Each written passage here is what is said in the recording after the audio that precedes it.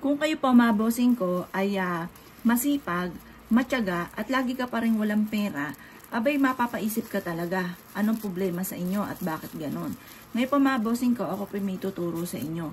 Mainam na subukan nyo po itong gawin ha. Proven po ito mga bossing.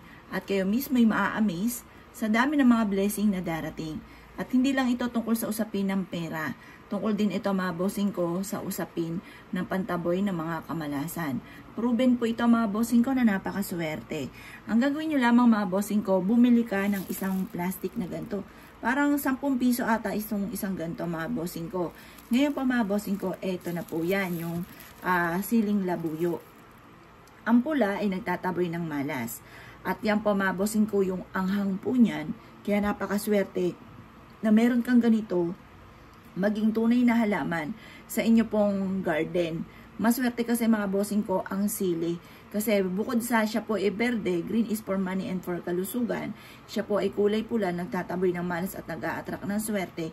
Yung anghang niya ay pananatiliin ang anghang or tamis ng pagsasama ng mag-asawa. Maswerte po ito or sa isang pamilya.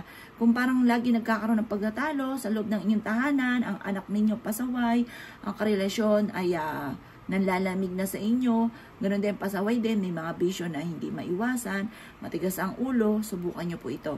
Pero syempre mga bossing ko, hindi natin pinupwersa na gawin nyo po ito. Kung ikay may alinlangan, ayaw nyong gawin, huwag nyong pipilitin ang sarili.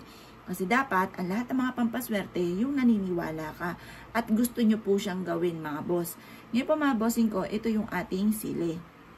Ang gagawin nyo lamang mga bossing ko, pagdating sa ganito, pero mas maganda, meron kayong tunay na halaman ito ha.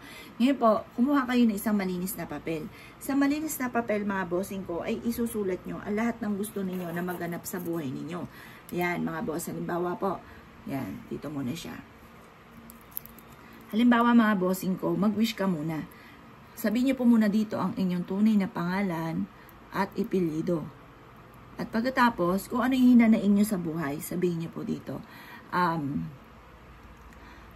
Gusto ko na mawala na. Gusto ko na mawala na ang aking karamdaman. Yan mga boss.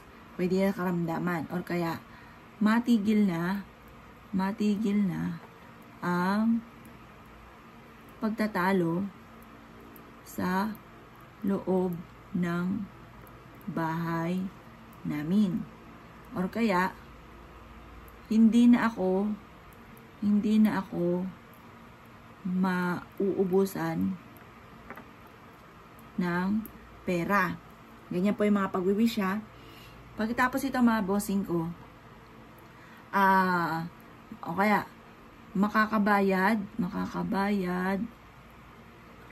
na ako sa lahat ng utang ko at hindi na ako kailanman mangungutang. O yan mga boss. Pagtapos na po kayo mag-wish, basta lahat na po i-wish po ninyo. Ilagay nyo po ito mga bossing ko yung ating sili. Tupiin nyo po ito at isabit nyo po ito sa may main door po ninyo or sa may bintana po ninyo or kaya tupiin nyo to at isiksik sa may altar po ninyo. Proven po ito mga bossing. Ngayon po, kapag gumawa ka ng ganito, isisikreto nyo na lang. Kasi once may nakakaalam, nauudlot ang swerte. Once may nakakaalam, hindi nagkakatotoo kaagad ang inyong kahilingan. Bagamat na magkakatotoo po yan, pero matagal. Gusto natin agad-agad, lalo na kung may babayaran kang utang, wala kang pera, lagi may mga pagtatalo. Nako, yan ang mga nakaka-stress na kaganapan.